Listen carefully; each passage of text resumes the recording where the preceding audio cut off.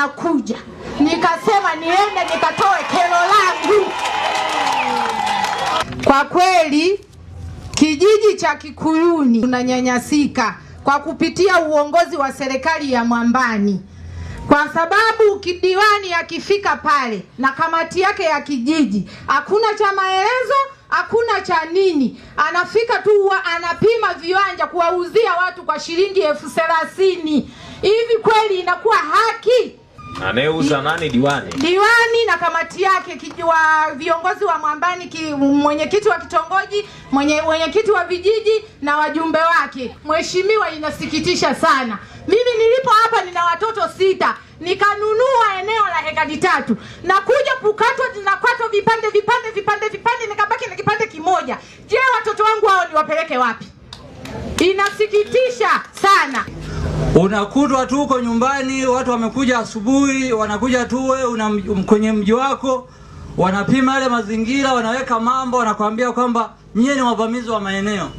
Wakati huo watu kule kuna wazee wana miaka kibao tu, wakina mzee Lushinge, wa mzee Chibu, wakina mzee Solo, wote hapa Mkwajuni hapa, wale wazee wanaofahamu.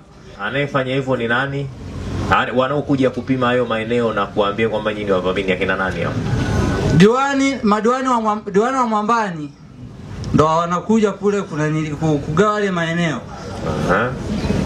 Ndo wanakuja kugawa maeneo. Mheshimiwa Mkuu wa Wilaya, jambo hilo ni kukabidhi. Diwani hana mamlaka ya kwenda kuuza ardhi, kwenda kufanya shughuli zozote za ardhi. Wala mwenyekiti wa kijiji hana mamlaka ya kwenda kuchukua eneo la mwananchi na kuweza kuuza. Kama ni ardhi ya kijiji, kuna utaratibu ambao unapaswa kufanywa kwa mujibu wa sheria, umeelekezwa kwa mujibu wa sheria, na waamuzi wa ardhi ya kijiji ni wananchi kwenye mkutano wa kijiji. Sio maamuzi ya mwenyekiti wa kijiji, sio maamuzi ya mwenyekiti wa kitongoji, sio maamuzi ya nani? Ya diwani. Kwa hiyo Mheshimiwa Mkuu wa Wilaya, nikuelekeze jambo hili lifuatilie. Tengeneza timu ndogo ya kuweza kulifuatilia jambo hili. Atawepo mtu wa ardhi, vitakuwepo vyombo vyako.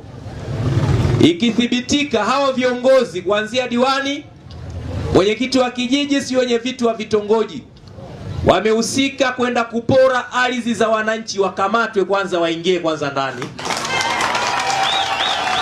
na wachukuliwe hatua za kisheria kwa makosa ambayo wanafanya, kwenda kunyanyasa wananchi, kwenda kupora ardhi za wananchi bila kujali cheo cha mtu. Yaani awe diwani, awe mwenyekiti wa kijiji, awe mwenyekiti wa kitongoji, hatuwezi kujali cheo cha mtu ambaye anaichafua serikali kwa kufanya vitendo ambavyo vinakwenda kinyume na utaratibu. Serikali ni serikali ya kazi na utu. Tunafanya kazi kwa kuzingatia misingi ya utu.